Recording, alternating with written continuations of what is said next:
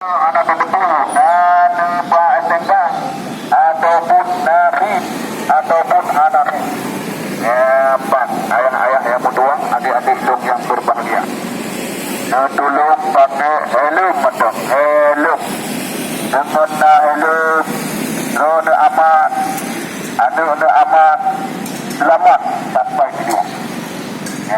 Pak dalam bunyiran dan berobong-berobong menyebabkan kejadian betul dia buru-buru, tapi memang tak kejadian tak mau terbit Pak pada kata mau terbit buat rombong dan bunyiran tak di kalah aku pada nombor nu pakai helm ayah do dua helm yang banyak hon aja ayah helm nu pakai hon wewet yang nu buta-buta yang tujuan kedai kakenannya rencana anak-anak je kopi tapi dengan anak pakai helm kata je kopi kata deng badem rencana anak-anak copeng tapi kata copeng ban tapi nak pakai helm mentang kakak-kakak long nak pakai helm ba nya hon ja ya jo helm jule ba ya jo helm jule ban hai ado-adom doa saudara-saudara lun Bandung yang na di Matang Lempang doanya nu tolong pakai helm.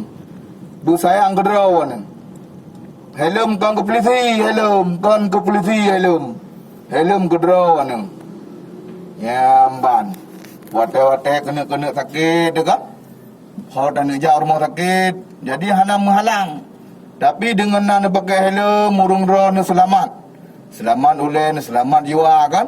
Oleh nak tak periksa kalau tentai nak basim, tapi dengan nak helm aman ni rona. Coba hana nak pakai helm, dengan hana nak pakai helm, dah ju kesalahan lain. Hana nak basim, tinggal SDNK. Yang wateka tak tilang tak salah polisi. Drone yang tak salah jalan bapak BL 86 AC plat merah yang tak salah jalan ni rona. Yang rona plat merah lo. Yan.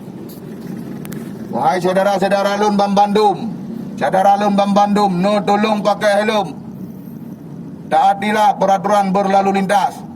Wate je drop ben bersalah ke polisi.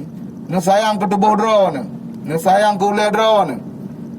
Wahai saudara lun Bandung, helm dan kelengkapan surat-suratnya kan ke polisi. Nya nu lagi urang drone hana nak pakai helm nu.